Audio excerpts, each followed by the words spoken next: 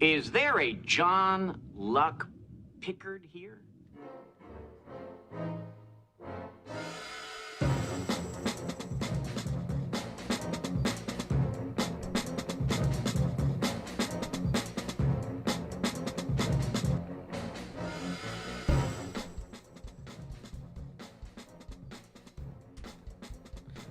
Stardate 97662.32. Guys, we're drinking Earl Grey decaf. It's got to be decaf. One of us is. Mars is on fire to this day. We're talking about Picard. It's Star Trek Discovery Pod. I'm Mike Moody. With me is Clyde Haynes. And Grant Davis. we're going to offer our instant reactions to the first episode of Star Trek Picard tonight, breaking down the episode from our various perspectives and doing it live on YouTube. Get all them fingers crossed. Our first time doing a live stream. Hopefully it's going well. We're going to be on YouTube. We're on Twitch. Where else are we? Facebook, Periscope. Periscope. Just failing everywhere. How is Periscope still a thing? I don't know. I thought it went away. And then I was like, oh, it's still a thing. I guess we'll be there. Well, hey, if it's there, we should be there. The broadcast will also be available as a podcast you get on Apple or anywhere you listen to podcasts. But the broadcast will not be televised. No? The revolution will not be televised. Someday. Hold out hope. I'm working. I'm working on it. Yeah, but just visit StarTrekPod.co for all of your subscription links and to find out more about the podcast. Grant, before we dive into Picard, can you tell everyone how they can support this little Star Trek podcast? The first way of supporting us, please take the time to go to Apple Podcasts and give us a 5-star rating. Write a little bit of a review. And just 2-3 sentences about what you love about the podcast. That really helps boost our visibility with everyone, and we super appreciate it. And it's free. That's a free way to support us. It's a free way to support us. There's another free way. You can tell other people about this podcast. Go and spread the word. Find other people that love Star Trek as much as you, who are as invested in Star Trek Discovery and Picard and the upcoming Section 31, that animated show that I think they're doing. Maybe, maybe not. Lower Decks. Maybe the Quentin Tarantino joint. No. I don't know. But if they're into Star Trek, please tell them to come check this out and join in the discussion with us. We would love to engage with them as well. And then one last way you guys can help support us is patreon.com/StarTrekPod. Go to patreon.com/StarTrekPod to make a per episode pledge. That means you give us $1 or $2 per episode.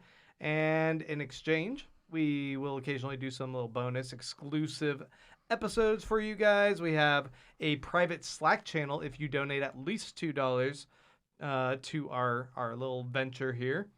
And we even have some stretch goals that I know that Oh, yeah.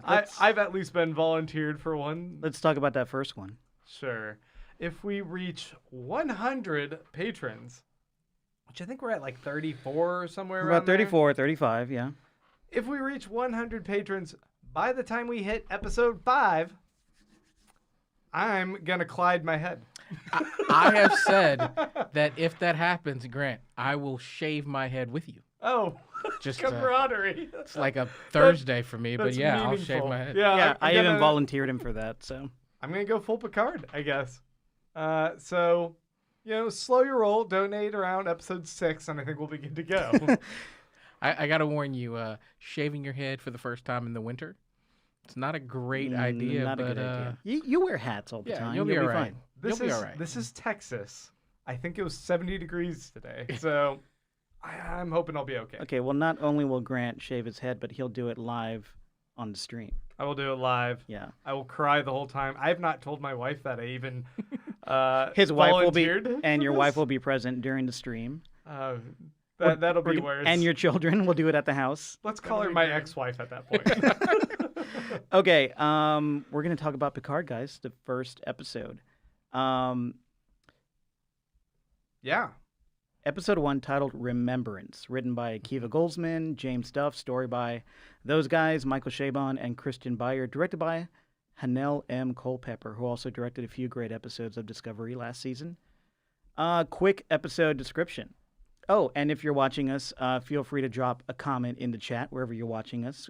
If it's YouTube, Twitch, Periscope, wherever, just drop a comment. And we're leaving Grant in charge of looking at the comments tonight. So if your comment doesn't get brought up on the stream, It's his fault. At Baron Von Grant on Twitter is where to complain. I'm not gonna like interject through this whole episode. No. with, Sure like, you are. Here's what we'll do. Towards the end of the stream, we'll have like a little Q&A session with the comments. But if you see something that's relevant to what we're talking about, feel free to bring it up. Hyde Clanes does have a good comment here. Does Here he we now? go. Yeah, Here he we said go. Picard unsheathed his massive. Wait, No. should I keep reading this? No. Hyde Clanes is Clyde's alter ego who writes slash fic for Star Trek. Flashfic. If this is your first time hearing us, I would say go back to the first season of Discovery, listen to our episodes, and you'll kind of get the ongoing gag about my slash fic. Gag. Gag. In Here we go. quotes. Here we go. Okay, so quick episode description for Remembrance, episode 1 of Picard. Picard old, but still hot. Federation fucked. Romulans and androids got beef? Maybe. Picard's on the case after a few strolls around the vineyard while wearing some very nice leisure wear and slipping some Earl Grey. Short description. Picard back, baby. Okay. TLDR. He is a little bit of. It's a lot. All right, I want to hear. What do I want to hear? I want to hear some. I want to hear some hot takes. Here we go. Who wants to go first with their hot takes on Picard, episode 1, Star Trek Picard? We've been waiting 20 years for this shit. Give it to me. Hey, so I got to agree with the comment. I did notice that Picard was old, but I didn't care. Right? Yeah. Like, even running around, kind of looking like he's about to have a heart attack at any minute, I wasn't quite ready for that. I think that was intentional. I know, Yeah. but that Maybe. opening shot of the Enterprise, I was kind of in from that moment. Like, that was a moment. Was that the D or the E? That was the. It was a D from It the was a show. D. Yeah. Yeah. So it was, and it was him having a nightmare dream or whatever. But just seeing the Enterprise, I was thinking, yeah, like it's we talk a lot of Discovery, but this is different because it's an extension of this world that we all knew. So I was in from that moment. I'm kind of waiting for them to get to a ship, any ship, some ship. I knew that was going to be something with you. I knew it. You know I like Yeah. the ships. You like space. You like the ships. I'm big on space opera. Pretty earthbound this episode. but that was okay. Yeah, no. Relationships. Relationships are good ships. No, I really like this episode. Warships. Warships or worshipping Let's keep just derailing with different ships. as we try to Chocolate get this. chips. chocolate ships. There you go. But I thought that this was a great kind of opening episode of setting the foundation. My favorite thing about shows like this is the team up, right? So kind of when you look at how the teams get together and you establish that, I think, not to talk about another Star reference, but that was part of my concern with The Mandalorian, was that the team up didn't really happen until, whenever. The Mandalorian? I know. What are you You saying? had problems with that show? I didn't say it was problematic. I'm saying that I was looking for. I thought I was gonna get a team up, and I'd get these teases of a team up. It's coming in Picard. It's Yes. definitely coming. And so I know that, but that's what I was like, oh, this is good, but wait till we get his new crew, and then I'll be really excited. Okay. I agree with most everything you're saying. I'm okay with it not being space-bound yet. Yeah. I'm good with that, but I'm super happy from Okay. from the opening moments. Yeah. This was great. This felt like it was a very assured premiere. It also felt like a preamble.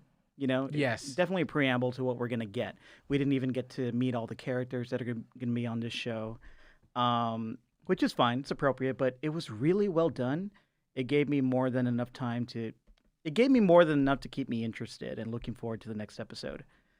I thought this offered just the right amount of callbacks and nostalgia without giving us that lowest common denominator type of nostalgia.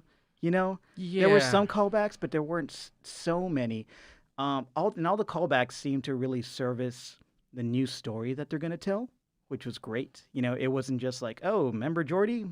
There's Geordi. But I think that tells us that the showrunners know and they get the appeal of the original or of the 90s Star Trek, and they kind of get what works. And they're working what worked back then, the themes that worked back then. Data's not only his sacrifice, but Data's quest for humanity seems like it's going to be a big theme running here, obviously. And the tone was good and balanced. It's not super dark. It wasn't super campy either. It's kind of in the middle. It's kind of edging on prestige as well, I thought. I gotta agree with you, Mike. There were some throwbacks, but more than that, they did service the story. But what I really liked was, I don't want to call them Easter eggs, but for those who are deep into the Star Trek lore, there was a lot of history that they built upon, right? That they didn't go out and explain, but I feel like they're going to uncover. So it wasn't too much. It was just the right balance of saying, hey, we're going to talk about names that you've heard before and episodes. And there's, when they pull open the box, the drawer. See B4. And you're seeing B4. It's not Data, it's B4. It's not Data, it's not lore, it's B4. Like there's these moments that go back. Grant's confused now. I know he is. His name is B4. Data. Okay, there's 3 versions of Data, kind of. He has 2 brothers. The first one was Is there also a Mirrorverse one? Probably, yeah. The first one was a Almost prototype called B4. Then there was Data, and his twin brother is Lore. Is that okay? Is that all right? I mean, whatever. wait till we can start talking about Data's daughter, but that's a whole other thing. Yeah. But yeah, but there were these moments where it was like, oh, this is a story that I loved. This is a story that I knew, and it's like a deep cut. Yeah. There were themes of what it means to be human, what is artificial, synthetic, social commentary going on, like all of Star Trek, which is great. Very pointed social commentary, talking about the way the Federation is tipping into othering certain people. And I count synthetics or androids as people because from the perspective of Picard, we know he sees them as people, and that's where my perspective is. They also some of them seem to be hating on Romulans. Yes, very much, very much. Grant, what's your hot take? I don't know. I'm a little bit of a mixed bag. I feel like I need to be sold on this world and this story a little bit more. You probably have a lot of questions because, as people might not know, Grant doesn't know a lot about Star Trek. You've seen the Abrams movies, you've seen Discovery, and that's about it. Yep, I would say that's pretty accurate. So I'm kind of unfamiliar with a lot of this. I do have questions for you guys on certain aspects of this story and if some of this is new to you guys as well, or if you already have some back history that I'm unfamiliar with. But ultimately, I think I just kind of landed on, like, there's a lot of setup going on here. It was a little slow. It felt more like a detective mystery than it kind of felt like a Star Trek adventure romp that I was expecting. And it's working up to it. I know, but right now it's like it's an old man begrudgingly being pulled into a mystery, and this isn't... Television is an hour each episode, and I expect within an hour they can achieve what a movie achieves in an hour and a half a movie. And you can get a lot done with quicker pacing and just cutting away a lot of the fat. But I think they were basking a lot in some nostalgia that might appeal to you guys but didn't really hit for me. Mm-hmm. So it was a little bit weird where I was like, all right, come on, let's get to some other things happening. That's a good point, but the nostalgia could have been a lot worse, I think. I don't think it really treaded into the worst aspects of nostalgia. I think what they were doing, and especially since Picard, or he is Picard to me, but Patrick Stewart is a producer, they were paying reverence to the character of Picard. But for me, they didn't really overdo it. I didn't think they did it, but I also love the fact that Grant said it felt like a detective mystery, right? Yeah. This is a different thing. It is, but for Grant, who is the newbie and doesn't understand that Picard often goes into the holodeck as Dix and plays a private detective, that's appropriate, right? Did you hear that? He goes into the holodeck. As Dix. I did hear as Dix, and my 13-year-old brain totally went right to your slash fic. Dix Dixon. So I think that feeling gives credence and gives credibility to Picard and what we're seeing, because this is different. I mean, we'll get a team up, there'll be an ensemble, but this is a show that is specifically about one character. So I think we're going to see a lot more of the kind of the subtle themes that help us understand who he is.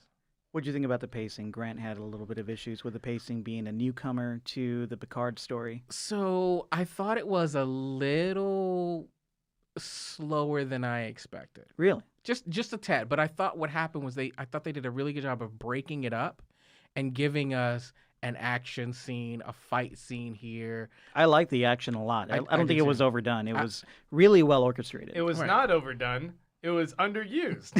That's my problem. It was used sparingly, for sure. It's a Too sparing. very different tone than Discovery, right? It's Yeah. a very different tone. Discovery is so fast-paced, especially season 2. Yeah. And so to me, when we opened up, I was thinking, wow, to own a vineyard seems really boring, Mm-hmm. right? Like it was like walking kind of through the vineyard shots. But and that's you're the pl- thing. We got to get him out of the vineyard. And Yeah. by the end of the episode, he's ready to get out of there and get back into space. And Right. and you know, that theme of getting back to what he's good at. You know, he even talks about it at the end. He's been laying fallow for so many years. Waiting to die. Yeah. And waiting to die. And finally somebody or something pulls him out of that funk. I mean, this is like Old Man Logan. It's kind of like Logan the movie where Right. he was Also in, co-starring Patrick Picard. Right. Yeah. Patrick Picard. Any of these kind of old men who just get pulled back in for one last But jaunt. One it's last- not begrudging. You know? This is what I love about Picard. He is ready to back a cause that he believes in and is for the greater good at all times. So But one of the big characteristics is that he wants what's best for all, not just humanity, but for the universe. And if he can play a part in that, no matter how old he is, he's going to play a part in that. And that's what really came across in this episode. I will certainly defer to your expertise on knowledge of Picard, but I thought what they were establishing in this episode itself was that he had sort of relinquished that role. He had gone into hiding. He hung up his hat and was no longer down for fighting the good fight, even against the Federation. He saw the Federation losing their way and their cause, right? Starfleet. And Starfleet. Yeah. Am I saying, is that not the same thing? Starfleet is sort of the Navy or the military branch of the Federation. Got it. Or NASA. Okay, so anyway, he seemed to hang up his hat because he got a little bit jaded by whatever their motives had shifted to, or maybe they weren't championing the causes he continued to believe in, which feels in a way to me that he did like give up for a bit. And this is the thing that motivated him to get back into it. I can see where you're coming from because it does. I can see where you would think he gave up and left Starfleet, but to me that felt more like an action that he was motivated to do, not just leaving Starfleet, but as a protest. Yes. You know, Right. it was a protest. It was something I can do, not something I can walk away from. Yeah, and I think what we're talking about is it's not just like some captain, right, who gave up. Mm-hmm. What we're talking about is probably at the time the most iconic figure in all of Starfleet, right? So leaving was an action that he Right. took. It wasn't a lot. It wasn't really a falling back at that point. No. It was an act of protest. Yes, Exactly. He was saying, I have for so long embodied what Starfleet has been about, and this is not that Starfleet. So to show you that I, the most decorated, significant figure at the moment, am saying, this isn't what Starfleet is supposed to be. I'm walking away, and that was a huge protest, right? It would be akin to the president going, I don't know where we're going, so I quit. Oh man, can you? We can dream. but in all seriousness, I think that it's one thing to step down and protest, but keep fighting the fight from the sidelines. You know, don't step away Obama and then just, go into like not saying anything anymore. Like keep speaking out about the shitty, hypothetically, the shitty current president. But then we won't have a story where he gets back up. Right. I just think one of my favorite parts was when, like you said, he basically admitted to being a bit of a whiny bitch for years, and he's like, "I'm getting back into the fight. I'm gonna do things. I'm gonna take an active role here." Right. Clyde, I thought all the exposition was really good for orienting us in Picard's life now. Yes. For the most part, why he left Starfleet. Can you kind of recap for us why he left Starfleet? Like, was that clear to you? Yes. So let me first say, Mike, I love pilots, right? So this is effectively a pilot. So I think when you have a pilot, that exposition is really important because you're orienting everyone, even those of us who think we know the story. Mm-hmm. You're reorienting us to what happened. I mean, it's been a long time. And then for people who are new, like Grant, you're trying to give them some sense of grounding to the characters and what's going on. So what happened in this particular, I guess, storyline, and I love the way they did by using the interview, right, to tell us bits and pieces of it. Yeah, the exposition here was done really well. Right. It wasn't just like a black screen with a yellow crawl. It wasn't that, nor was it Sorkin-esque where you have this monologue in the middle of a kind of a walk and talk. Yeah. But here, what we learn is that about a year ago, so a year previously. So he's only been out for a year or so. That's what it sounds like because it was the anniversary. Okay. Right? It was the anniversary of this. But it could have been. But it could have been, continual. yeah. I got the sense it was like decades. I thought it got was the sense- 14 years. I got the sense it somewhere. was a decade or more. Okay. But they were celebrating the anniversary of the supernova that destroyed Romulus. Right. So Yeah. there was a supernova that was coming to destroy Romulus, the Romulan homeworld. And was this part of the show? Yes. Like, are you guys No. familiar with this? Yes. Yes. Actually, this happened in the 2009 Star Trek movie. Which one was that? The original one, the first one that J.J. Abrams directed. Oh. Yeah. That movie started out in the Prime timeline where the Next Generation I thought that was Vulcan. thought No. it was- Vulcan did explode. Yeah. In that movie, but the movie starts out with a supernova destroying Romulus, and in the Prime timeline where TNG took place. Okay. And also where Discovery takes place, and that's what caused the rift in space-time that allowed Spock, Prime Spock, Leonard Nimoy, to go back in time and into an alternate universe where we see Chris Pine as Kirk and all that. He's just so dreamy. Okay. So, Give me that Chris Pine. There you go. Oh, his head is massive. Look at that guy. all right. So, kind of explaining what happened, and I feel like I'm talking to Grant mostly, but what we see is the supernova is going to destroy Romulus. Mm-hmm. And so Picard rallies the Federation, who doesn't want to help because at the time the Romulans are an enemy. I don't think there's ever been a time in Trek lore that we've seen on screen in which the Romulans are not a threat. Or no, it's true, or an No, you're enemy. right. Like the Klingons became our friends. But Romulans never. Romulans never. Yeah, so they were there. If they weren't actively threatening the Federation, they were spying and working from the shadows to Right, bring it down. waiting for their opportunity. Mhm. And so thinking about our biggest enemy, Picard, rallies everyone. He uses all of his influence to really say, we need to help save 900 million enemies, right? Help to evacuate them. I love when she says, "You saved, however many million Romulan lives." And he's like, "No, just lives." Just live. Yeah. Yeah.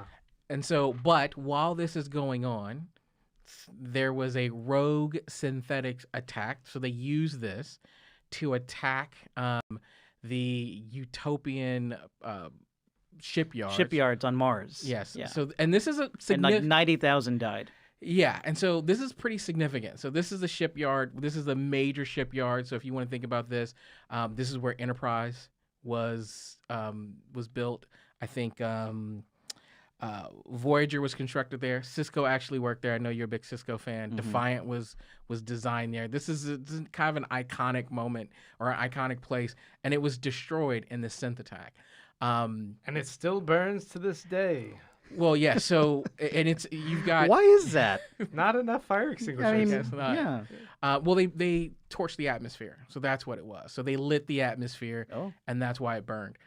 So when you look at this became this huge issue, right? And I was thinking, well, they were trying to save 900 million, and 90,000 died. But that was the catalyst for what happened, and at that point they decided a ban on all synthetics, right? So the reason why this is important to Picard is because this includes data, right? And the research around data, and they were researching and creating synthetic lives. Well, a big thing here is that Picard always saw Data as a person, as a human, and we see that in the opening scene where he's dreaming about Data, and that was really smart to open with that scene because it opens with Irving Berlin's Blue Skies, which Data liked to sing. which Data sang. But what's interesting about that is I don't think even a lot of Trek fans will remember that because that happened in one of the worst Trek movies. And at the beginning of it, it was kind of a throwaway scene where Data gets up during Riker's wedding and sings Blue Skies. It was maybe a bit of fan service, but Wasn't that on a boat? Like a holographic boat? that was Terrible. That was another movie. But anyway, I love that. And during that scene, the show's reminding us that Picard sees Data as an equal, as a person, not as a thing, even when he's living in this society that is really othering androids and is afraid of them. Which I think is pretty fascinating because the character that we don't see, that we hear a lot of, is this Commander Bruce Maddox. Maddox, you know who that is? Yeah, so Maddox, I know, Grant, we're trying to Everything is a thing? Everything is a thing. Everything's a This thing. might be a tough one for you to Yeah. get through, man. So, okay, so if you remember when he's at the All right. he's at the Daystrom Institute, and he's got was it Agnes Girardi, played by Alison Pill. I Yeah. love Alison Pill. Yes. Right. I'm going to say that one thing that I can neutrally say without having like a wealth of information about the Star Trek universe. She I'm that guy. is the niece's daughter of... I'm just kidding. God, is But it really? No. So she mentions that she was brought on by Maddox, right? So Maddox is a character in Star Trek who actually refused for a very long time to believe that Data was more than property, and wanted to actually deconstruct and then reconstruct Data, his positronic brain, to understand and then duplicate him. So he wasn't a fan of Data. So the fact that he became a fan of Data So after it's a while. basically Yeah. Age of Ultron Marvel movie where they're taking Vision apart in order to, or the cube apart to understand Vision. Kind of, yeah. Sort of, Same yeah. thing. I The- get it. but I'm on board. They wanted to, but they did not. Yes, pretty much. That Data is the most advanced cybernetic person ever created, but we don't know how because his creator died. And He that- infused him with heart.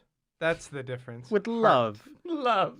With- the secret ingredient. What are those Noonien crystals? Sung. What are those crystals on the Discovery? Dilithium. Time or crystals. Time crystals. Time Magic crystals. time crystals. Yeah. Magic time crystals. Okay. What was your favorite scene? I think for me, it was that realization, and it was early on, but when I realized that Daj was basically Data's daughter, Yeah. like that was like, it was something about that was a hard line connection to TNG. Mhm. Even though I know I'm looking at Patrick Stewart, that was like, wow, this is an extension.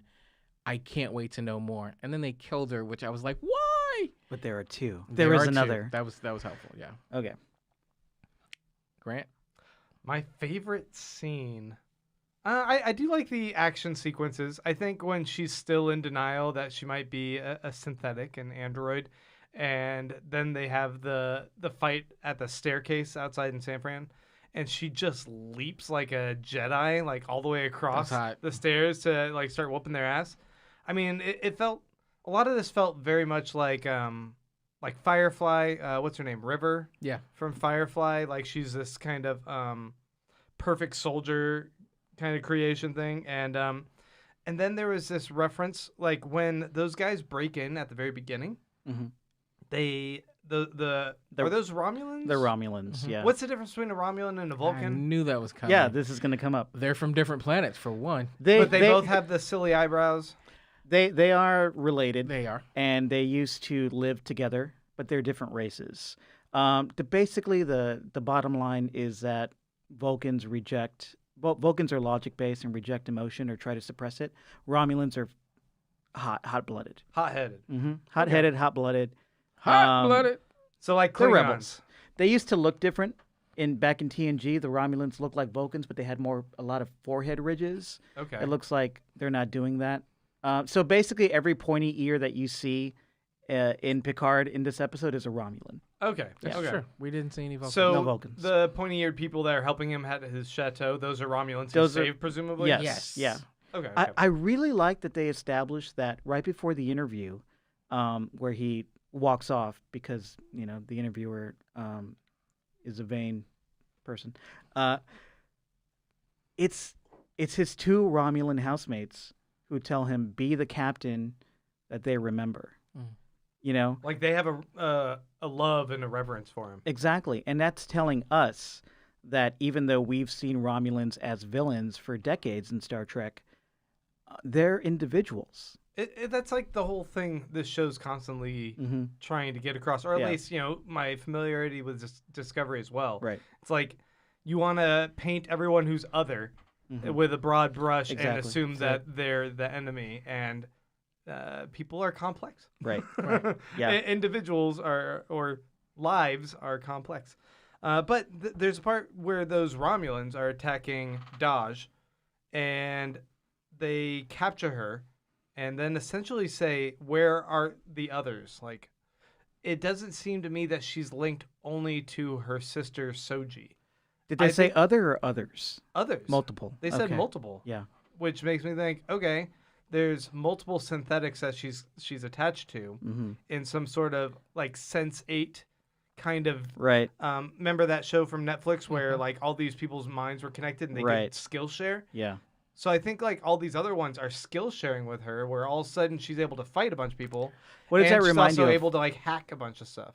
What does that remind you of, Clyde? I don't know. The What? Borg. Yes. The Borg had a Yeah. single consciousness, The hive And- mind. and they were partly synthetic. I don't think that they're skill sharing. I think that they are an incredibly evolved version of where Data was, right? But she describes it as lightning trying to hit the ground when suddenly she's fighting, but it's kind of outside of her control. It's like suddenly she had an ability to do this, but it was like unfamiliar to her brain. Like perhaps somebody who's connected to her knew she needed to be activated at that point Yes. and downloaded what she needed at that I point. know kung fu, I actually, right? It's like some kind of matrix. yes, Hey, I'm gonna Borg. say that I think that it was more of a latent computer program. Like Mhm. it was there, Yeah. but until that moment, it wasn't turned on. Right. Almost like Data's emotion chip, right? What did you guys think about Daj? I thought that she felt very human when we were introduced to her and her boyfriend. I really liked them together. I was like, I instantly like and care about these people. It didn't feel CW-y to me, to use a catchphrase. So not only do I agree with you, and I did like it, Yeah. and it did feel like wow, and it was it started us off very TNG, where you've got this couple and they're talking about their career and how they're gonna grow and learn, and it was very Wesley Crusher-esque, right? Mm. And then it quickly turned to something a little bit darker and more Discovery. To a Bourne movie. Right. But so Right. So here's the thing that's interesting, because I do think that we're getting this is more Discovery than it is TNG for two reasons. One, her boyfriend was Zahian, Mm-hmm. right? The only other Zahian that we know is Poe, Right. right? From Discovery. That's what he was. That's what he was. He was Zahian. And the other thing is, and I started to realize this, is when we look at TNG and TOS and Voyager, maybe a little less DS9, but for all the other and we don't talk about Enterprise on the show, but We can. what we're used to is something that's very episodic. This is not that. This wasn't a open and close in an episode. It's not a two-parter. This is much like Discovery. We're starting a journey, and it's going to uncover as we go. It's building. Yeah. And so I think that I really enjoyed it, but I did feel like we were getting kind of the best of both worlds. I thought it was interesting in the beginning sequence that her boyfriend is the first to die. He's the first, I want to say it was the first black character we see on the show. And there's a trope. Yeah. The black guy dies first, trope. Yeah. Which very much That's never good. echoed the bury your gaze issue that I think we were discussing in season 1 of Discovery when Culber gets killed early on. Right. And I just thought, once again, that trope seems to like live on. Yeah. Because I was like, oh, I'm interested in like, what is this guy's character? What's going on here? Dead. Guess I'm not going to find out there. Right. But to counter that, I see what you're saying, but the death, I felt the death. Even though I knew this character for 2 minutes, I still cared about him dying, you know?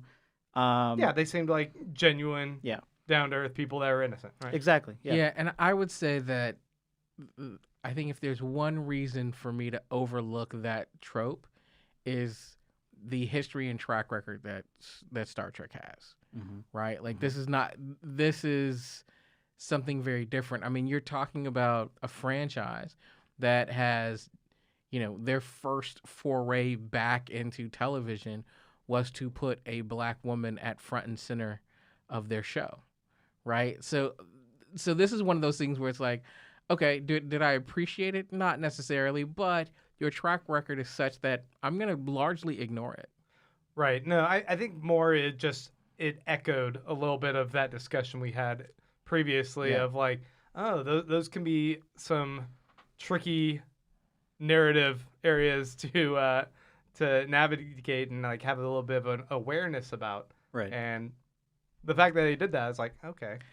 I want to add, kind of looking at the chat, Just Fiat said that they didn't look at him as black-brown, but really more as Zahian. Yeah. It was real. They just looked at him as an obstacle to get out of the way. Right. That's all that was. And I think that set an early tone to let us know, because if you think about it, in all the other episodes, every time someone died, it was pretty meaningful, right? They didn't just like, even, you know, we joke about red shirts, right? And the original series and how, you know, they got swallowed up. But for the most part, people with actual lines, people who we are invested in even for a moment, they didn't die early, and it usually was significant. However, we're introduced that the tone of this show is going to be different, in that, you know, this warm and interesting character immediately is kind of just cast aside. What did you guys think when Daj died? Because up to that point, we're seeing her slowly develop a relationship with Picard, and right before that point, you said that whole sequence was one of your favorite things about the episode. What I loved right before the action was Picard telling her, "You're my family. You're home. The reason you're with me is because Data was my family. You're his daughter. Now you're my family." I thought that was really poignant. And I really love the way that she was talking about her memories. And obviously Picard has the opinion that these are potentially false memories that were implanted in her. At least initially. I mean, he has every right when a crazy person shows up to his house and says, "I have visions of you," to be like, "Hold up, drink some tea, let's talk this over." Maybe it's just visions. But you know, this was after he basically confirmed with the painting, with Data's painting, and so he's trying to let her know, well, that memory you have of your father, who I think created a new flower and named it after her, orchid, orchid, right? That's a beautiful memory, and no one can take that away from you. He shows reverence and respect for that, even though it might not be real. And then he respectfully and with love goes on to tell her more about her origins. And Right. that is so Picard. It wasn't, there was just so much compassion It was subtle. in that moment. It wasn't overbearing. It wasn't like, look, you're absolutely wrong, and I'm going to explain to you. Like, she was why you're seen very much by him and her, Yeah. And it was, this girl is discovering who she really is and not necessarily liking it, but he's taking her through the steps with such a gentle hand. And that's one thing I love about Picard. He typically knows where to go, and if he can lead you with love and compassion, that's what he's going to do. And that's what we saw in that scene. Beautiful. Eloquently put, Mike. Uh-oh. My issue is he bases all of this off of going and looking at a painting. Like, there's no other evidence that he's really built up before, mind fucking someone with, hey, you might be an android, and everything that you've ever believed is bullshit. That's a pretty heavy thing to lay on someone when all you did was look at a painting, right? Isn't that weird? Good point. Fair point. Like, also, take some DNA or some she shit. was able to like track his iPhone. Well, you found me. well, I think there was Okay. something. There was something that she said that I think really resonated, and that was, like, I know you, and you know me, right? And he said back to her, "Yes, I know you know me, Yeah, and I think, and you know me, and I know you. and I know you, You and know me and that. everybody we know." Well, I think part of that comes to the fact that Data downloaded his memory, right? But when Lal died, he also downloaded hers. So if you're talking about a positronic brain, even a fraction, I think they're starting to realize, wow, that's why, it's not an accident. It's like, oh yeah, someone's told me about you. It is, I have a memory that I can't quite access that involves you, right?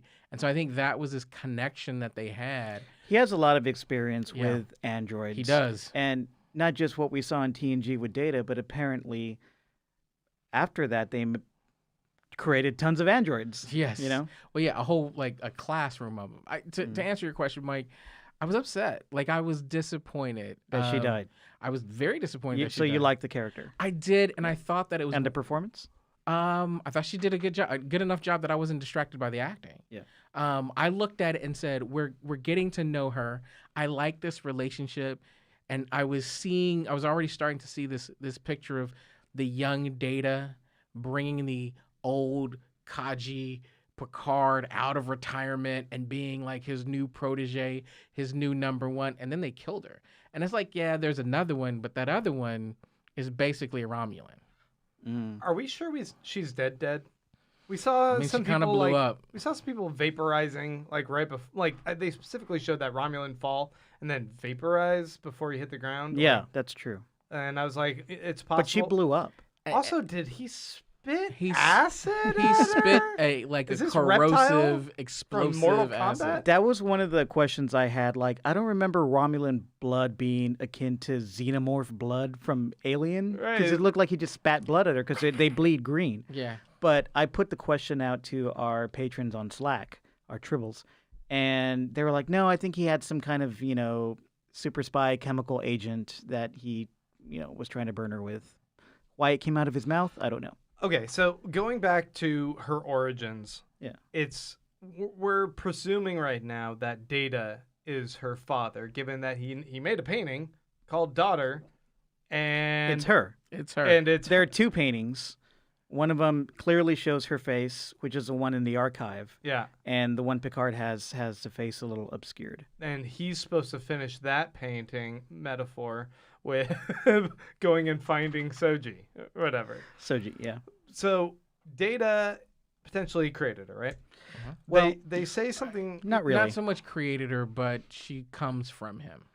She's derived from his knowledge base or his programming. Exactly. Something like that, yeah. They say that her father named her, she says, after an orchid that was Daj insidium, which is like some splicing of a pink and a yellow orchid, right? Yeah. Yellow, Data. Mm-hmm. It's got yellow eyes, yellowish skin, yellow outfit, maybe. I don't know Yeah. what color Yeah. he wears. But he could be the yellow of this spliced orchid thing. What would pink be? Is my question to you guys. Is there a pink Power Ranger of the Star Trek universe that you guys associate? No, I was thinking about this a little bit. I'm gonna Troy say, sometimes wore like a purpley pink outfit. He did But when he was. She did. Troy. Oh, Troy, yes. Well, we're not. The last thing we need to do on this podcast is start talking about Troy's outfits. Word. I'm not thinking it's got to be like a mother and a father kind of thing. I'm like saying like they might have. Is there some other android or something that they might have also used some essence of, or Borg? Right. Is 7 of 9 pink-esque in quality? She's very blue. Yeah. I just thought pink Or gray. was or gray. I just thought pink was kind of symbolizing person, like flesh. Okay. Right. So you've got this yellow, which is android, and this pink, which is flesh, and that's why it was pink. It was the because this is the first time we've seen an android that is actually biological, right? Right. That passes. That passes. That Data was the most advanced android we'd ever seen on Right. Star Trek, but he didn't pass for human. Even though when he went back in time and everybody was like, "What the fuck?" He was like, "I'm French," and they're like, "Okay." Right. I had another question. I wanted to talk about Picard's dreams. Yeah. And just kind of delving into, he's got 2 specific dream sequences, and for a second there during that battle, I thought that was a third dream sequence because I was like, oh, did they really kill her? I was hoping it was a dream. Like maybe this is a dream. When he woke up, I was like, yes, she's alive. And Were you bummed by the death, or were you not really invested in the character? I was a little bit bummed, I guess. I was kind of interested in him taking her under his wing and it being a journey of discovery for both of them in her past. But now, Nicely done. I guess once he talked to Allison Pill, he's got a new mission, and he'll drag her along for it. And I guess the actress still gets to kind of do something as a twin, so sure. But he has those 2 dreams.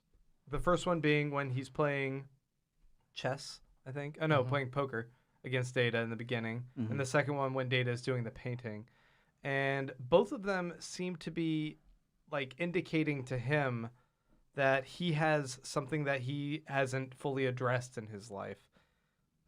In the poker playing at the beginning, he's talking to Data about like tells, and which maybe this is gonna be some smoking, or what do you call it? Chekhov's gun. Oh, Chekhov. Anyway, it's gonna be like the whole like he can have a tell when he dilates his pupils. What if we see Data later and he's dilating his pupils to tell him something? He can't say directly. Right. I think that's what that is. But anyway, he talks about I don't want the game to end, which is when he's taking Suso. Great quote. And then eventually says I'm all in, and then everything explodes. Right. So he's like he doesn't want his life to end, right? But he wants to once again reinvest in what he was passionate about. He's all in. I get how that one works. The other dream is when he's doing the painting, and what was it that he said? You finish it or something like that. Oh yeah. It's talking about like you should be able to. I wrote it down here. Another dream of the painting. It says finish it. I don't know how, and then he's like, that's not true. That's not true, Captain. Yeah. So once again, it's this idea that he has unfinished business, and he's the one who has the true vision, I guess, for how to see things through to the end. And in a way, it's sort of, this is his swan song, right? Like Data? Picard. Like, oh yes. This is his last journey before Picard and Patrick Stewart die. And I like that they're linking his. Oh, that's sad. It is sad. I like that they're linking his Picard's, if this is his swan song, which obviously it will be, to his relationship with Data, because Data was, I think Picard was connected emotionally to Data more than any other character on The Next Generation, and in the films. And Data was there, and probably the most important presence at all, if not all of the points when Picard needed a savior. Data put the Borg to sleep and was able to cut off Picard's connection to the hive mind when Picard was assimilated, which saved him in Best of Both Worlds, Part 1 and 2. Data, and First Contact, my favorite Star Trek movie. I love Wrath of Khan, but Come on, First Contact's great. Wrath of Khan. At the end of that movie, after Picard saves everybody, he still has one person to save, and he's going to risk it all for that one person. He goes to save Data.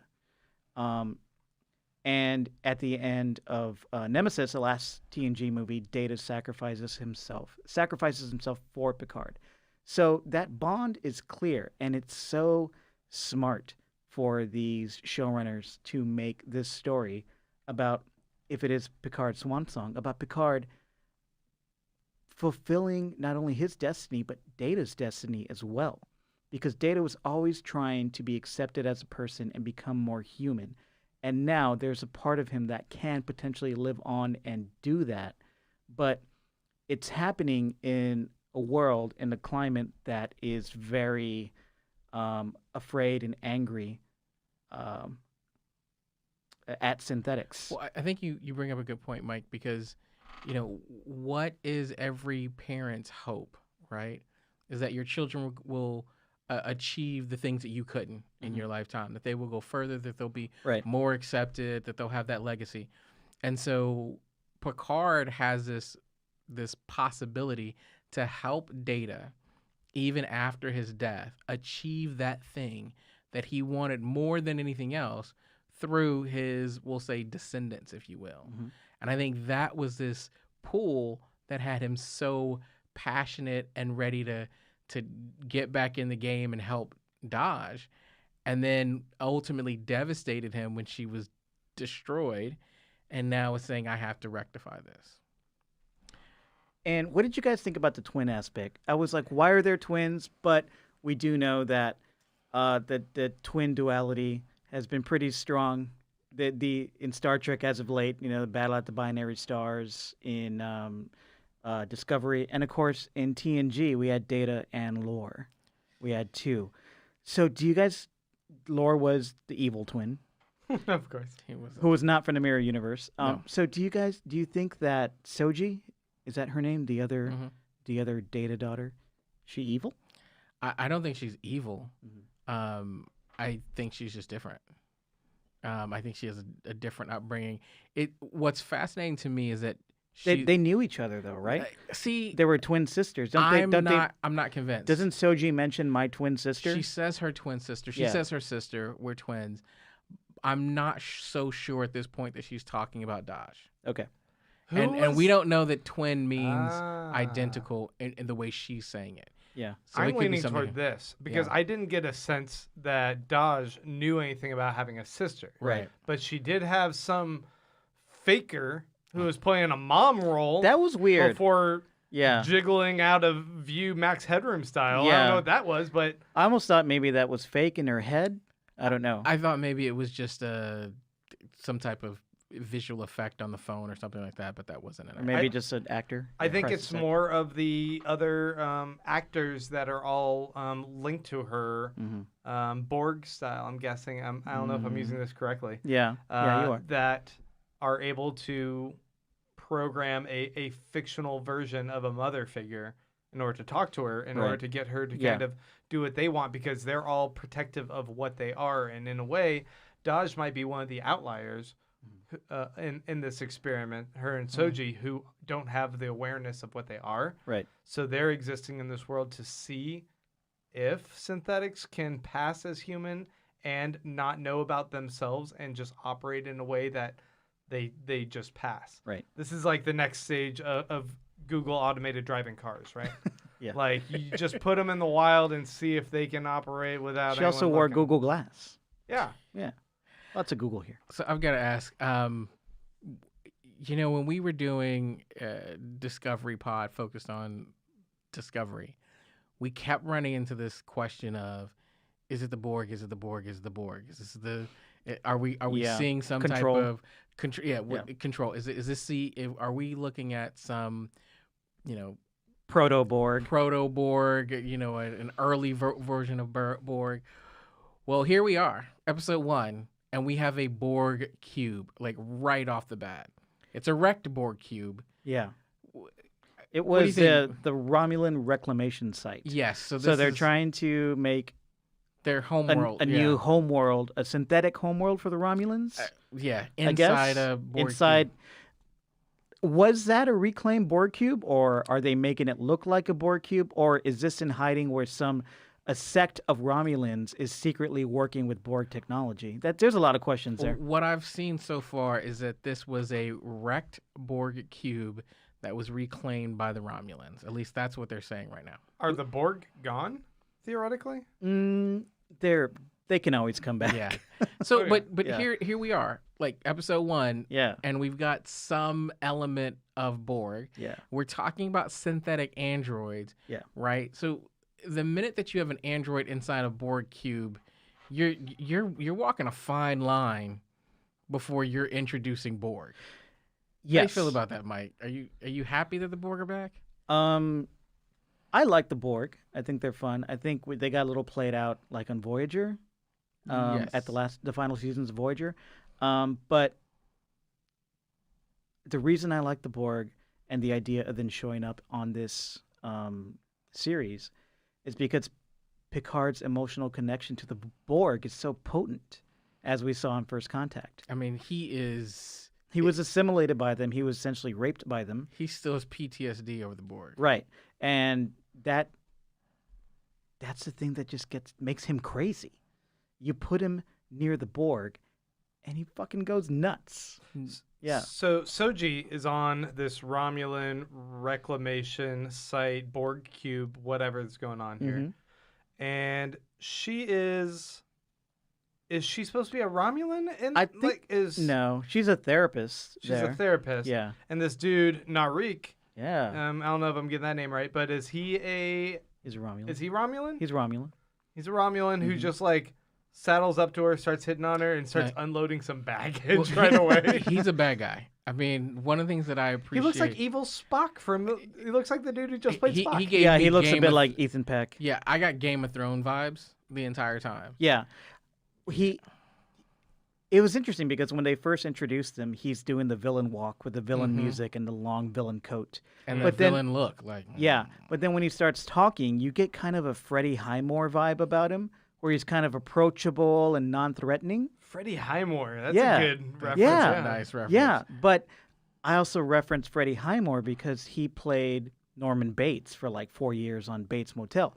And the whole thing Right. about him was that he always seemed non-threatening, but under the surface, there was a killer there. Yeah. And that's the exact same vibe I got from this guy. And I like that. I like that he's just not this scenery-chewing villain that we get. Well, one of the things that I appreciate about Star Trek is we have clear good guys and bad guys. And I feel like television has moved to a place where, everybody is Walter White, where it's this shade of gray, right? Like you're kind of bad, but we want to love you and we want to kind of see how human you are. Lorca. I think some of us called Lorca being a bad guy from the beginning. I just want to say I want Lorca back. I know you do. but I think so it's obvious to me that in Star Trek we get back to having some clear heroes and villains. Mm-hmm. And from the minute that Narek showed up, I was like, I was looking for him. That's the villain. He's a bad guy. That's the bad guy. He's a bad guy. What do you think about his performance, and do you think he's going to be a compelling villain going forward, Grant? I think he's a fantastic evil wizard in the world of Harry Potter or Fantastic Beasts. That's what I thought when I saw this guy. I'm like, You like those Fantastic Beasts movies. just go With the ahead long and coat? yeah, just pull on your goatee and give that mischievous eye. And I know you got a wizard wand in there. I don't think he was that, corny or stock as a villain. I thought there was some complexity there. No, I agree, I Okay. guess.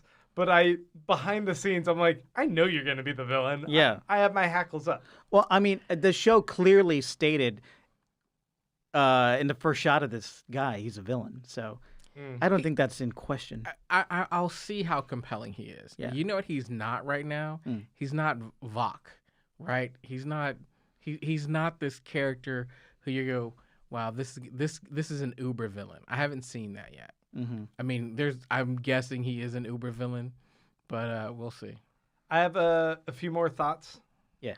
One, I want to talk about Patrick Stewart / Picard's his dress, his outfits. The costuming on this show is really good.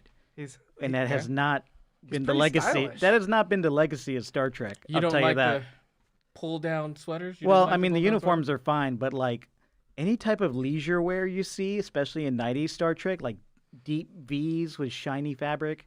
You talked about Wait. You're telling me you literally had a problem with the deep V? I didn't have a problem with it.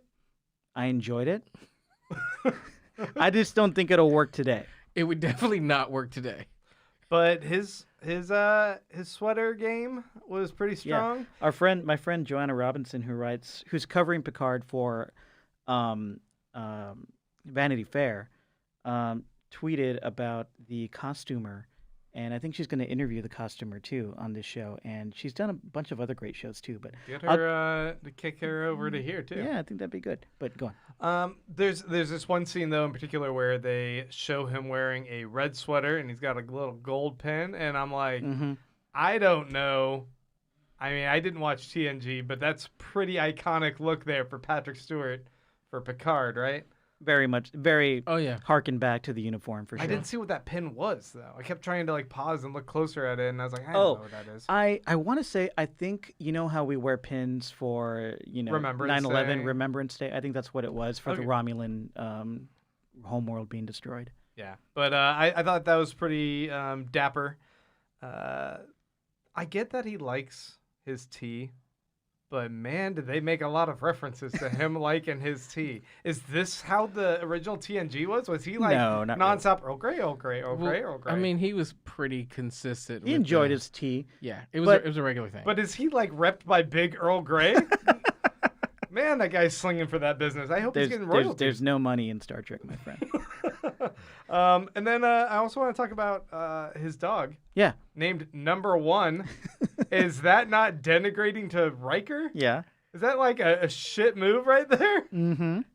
What'd you think about that? We named the dog Number One. I thought what it told me was this is a person who's lonely, and his now number one companion is a dog, right? Normally it was his first mate, and now he's in a situation where his first mate is his trusty dog. What's up with this? Like, isn't a big part of Star Trek that it's like about family, about the family you find and make on this ship? Yeah. And this dude should have had the biggest family, and yet the vision we're given of Picard 20 years in the future from when that show ended is that he's alone with two Romulan lackeys in a chateau, and a dog. Well, I think I'm like, there's something super sad about that. Well, I think this It is happens sad. all the time, though, right? So He's in his 80s.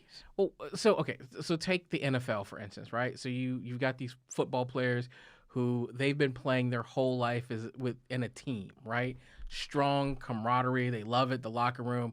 When they retire, one of their biggest issues is they're completely isolated.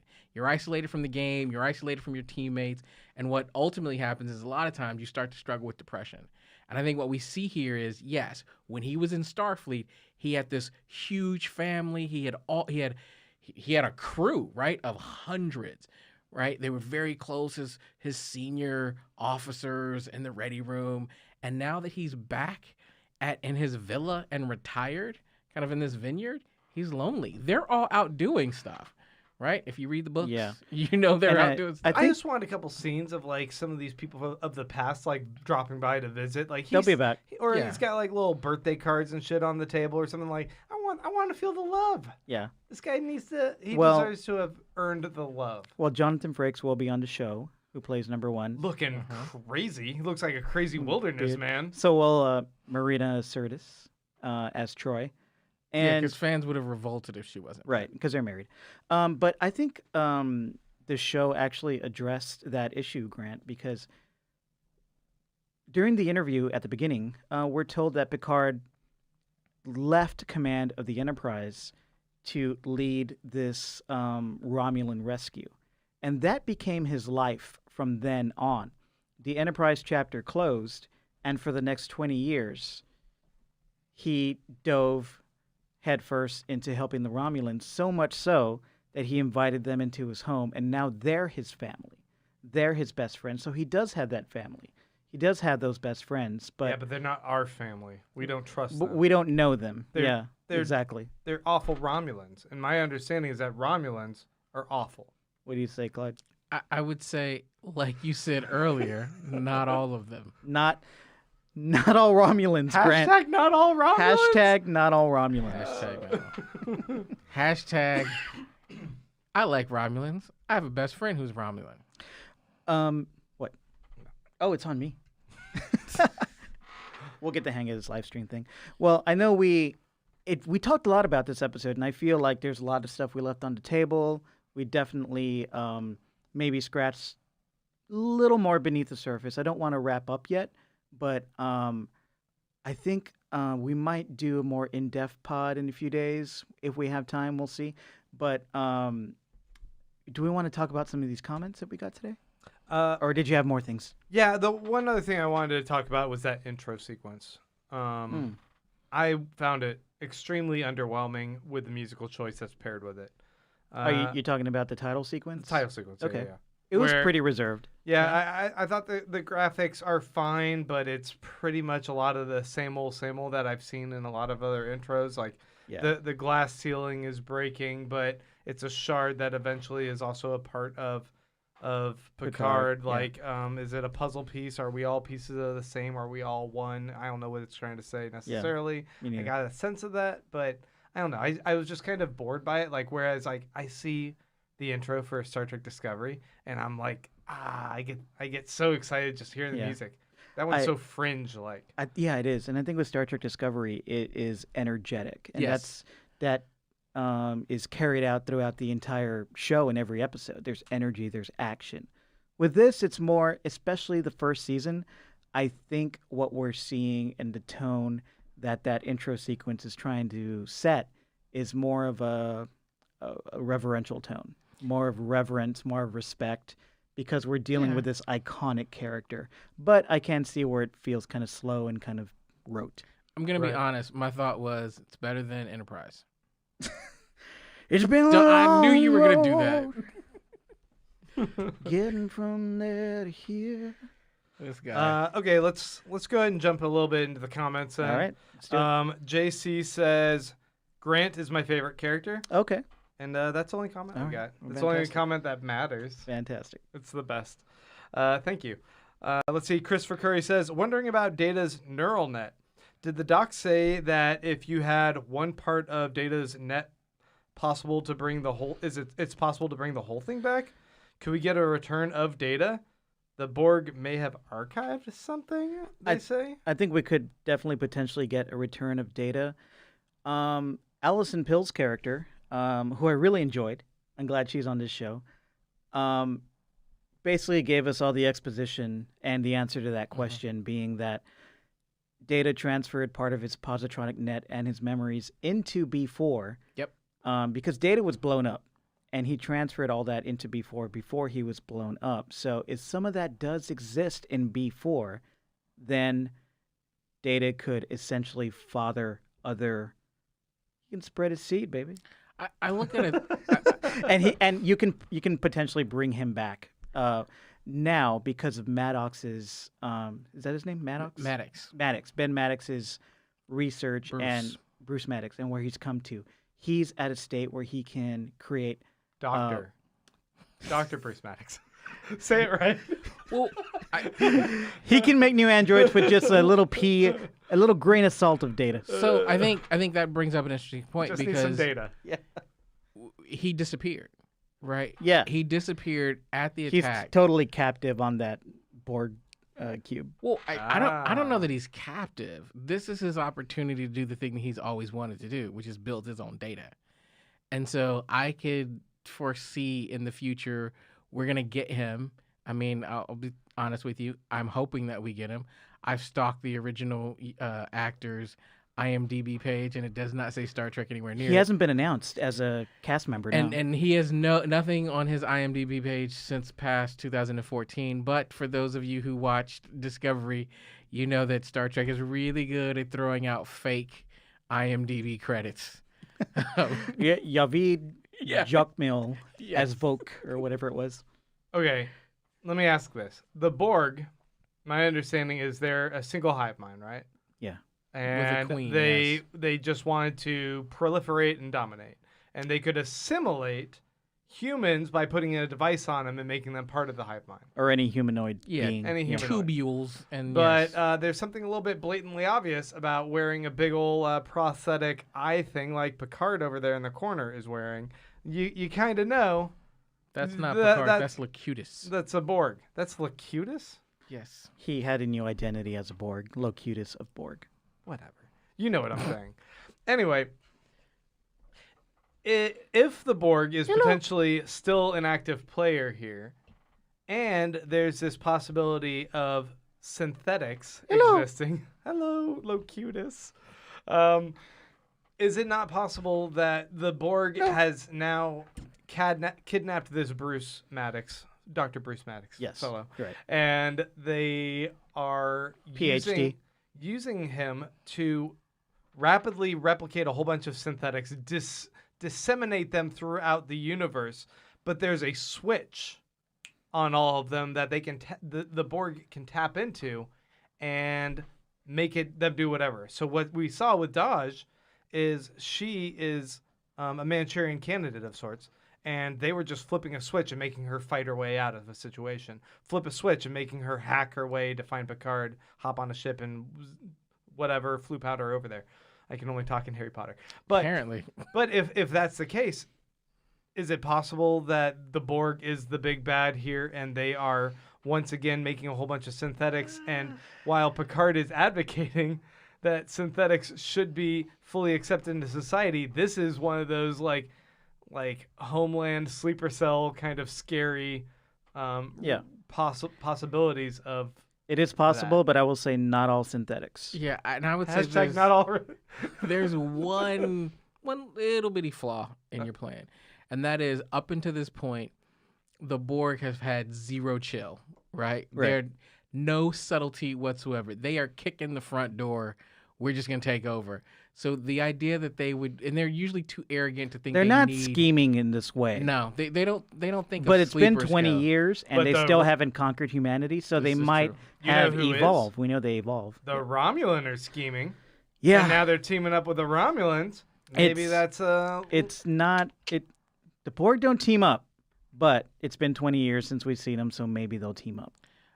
We've got a question in the chat. Mm-hmm. Sardonyx wants to know, is Mariah joining us this season? Yeah, Mariah will be here this season. Mariah actually had a previous engagement tonight, but she will be back. She's really sorry she missed tonight, but she actually did send us her hot take in video form, which we're going to post on all of our socials. hot take. Yeah. And spoiler, she loves it. So, She loves it? yeah. Ew. She loves it. Mariah. Which Yeah. is cool because, Mariah and I rarely agree.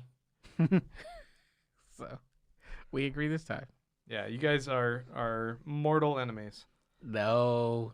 Well, I mean, we've had some people checking us out. I know this is a new thing, and I hope that people continue to spread the word, let others know that this is what we're doing on here, because we are liking the engagement. And if I'm way off base on some shit, feel free to call me out. Yeah. But don't call these other two out. They're really sensitive. Do you have any other questions we can answer, specific?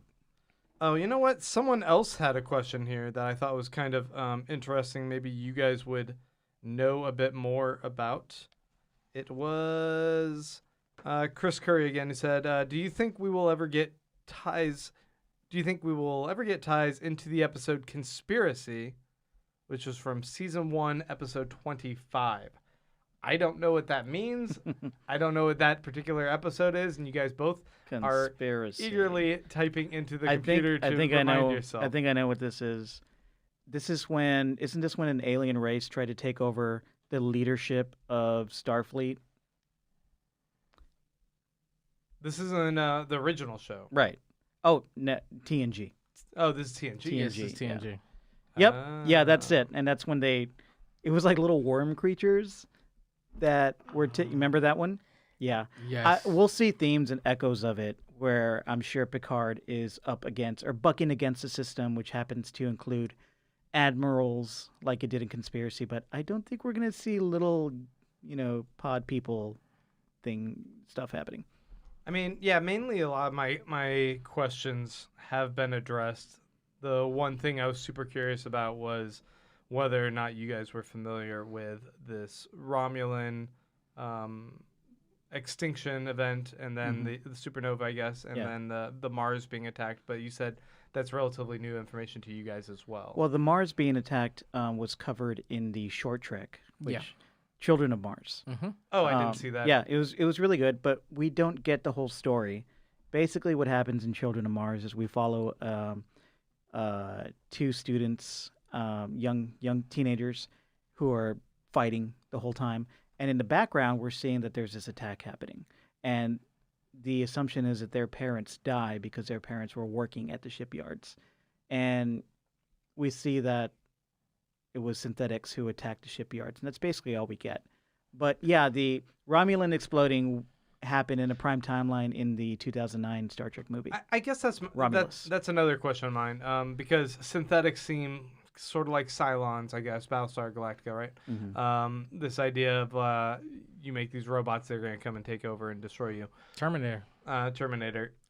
But Data's a synthetic. Did we see a huge amount of synthetics in TNG or Voyager, or enough that they could form an army and destroy Mars? So is this sort of like out of left field, a new development? It kind of is. Something has changed, because what Maddox wanted to do in TNG was take Data apart in order to create more synthetic beings. So he was like one of the first real case studies. Yes. Yeah. But that didn't happen because it was argued that Data is a person with rights, and you can't just take him apart like a vacuum cleaner. And if you did that, basically what you're doing, because he represents an entire race, that what you're doing is now enslaving that race. Right. Oh, the ethics of it. That's interesting. Well, that's Star Trek. We also see there's the cyborg lady in Discovery, which seems like it's a little bit of a precursor to just a straight-on Data, because I don't know to what extent. Can't be a precursor. Remember, they're like 10,000 years in the future now. Yeah, but she's a cyborg, and Data is 100% synthetic. Right. Right, but how much of... I don't know. Whatever. I guess she was pretty human. What was her name? She was. No, I'm not thinking. I'm thinking the one who was like a straight-up robot. Right, robot. the one who died. Yeah. No, not her. There's Axiom the background or Arium. character. Oh, Arium. we don't know about her. Well, you're not talking about Arium, though. You're No, talking I'm not about talking Arium. you're talking about the one that looks like she's in Daft Punk. Yeah, like the Daft Punk, like straight up like robot. I don't know. We in the never background. got No. any explanation about that character, and she was only in a couple episodes. But it did seem like Yeah. functional enough that like you get a spot on the elite Discovery crew. Right, but not Or- past as yeah. human, definitely. Or is it the Shenzhou crew? I think she was on the Shinzu. Yeah. Anyway, Oh, by the way, confirmed. Section 31 show is coming. Yes. They're starting to film this year. Giorgio. I don't know if this is the best place to crowbar this in, but patreon.com/Star Trek Pod. If you guys are wanting a little bit more discussion than what we've given you here, please join us over on the Slack channel. If you give $2 an episode at patreon.com/Star Trek Pod, you will get an invite to our exclusive so sexy. No, stop. Why did you go there? Yeah, back off that one. It's just like, a regular chill Slack group. Totally chill. Slack and chill Just is fine. what we say. Yeah. So come join us over there. $2 for the Patreon pledge, and you're also supporting. You could the even do podcast $1. level. You could. But if you do $2, you get invited to the Slack channel. Yeah, you should do upgrade to the 2. It's gonna be more bang for your buck. You gotta stop with the things I'm saying. Yeah. I don't know where you're going. Everything's a double meaning. So we'll be back next week, probably live as well, with Mariah with us as well. I really want to get her deeper perspective on this. I'll be out next week. Oh, Clyde will be out next week. next week. Yeah. We All right. will beam you out, beam her in. I don't have that technology. No. No. I can't wait for all four of us to be back together. Okay, so. but we're It's gonna. a fancy studio. You could do this. That's all right. We're gonna probably do a Patreon episode after this. So if you haven't already joined us on Patreon, please do. Patreon.com/Star Trek Pod. Go to StarTrekPod.co to get all of our episodes, and please give us 5-star ratings and reviews on Apple Podcast. Jordy says give us 5 stars. And guys, anything else? No, I think that's it. This was a lot of fun. We'll be back. Wait, what was we had a catchphrase. Did we now? What was our catchphrase for signing out? Was it maybe warp speed engage, bro, or something? warp speed engage, bro, for sure. Yeah. I think it was live long and prosper. That makes a lot more sense. Live long and prosper.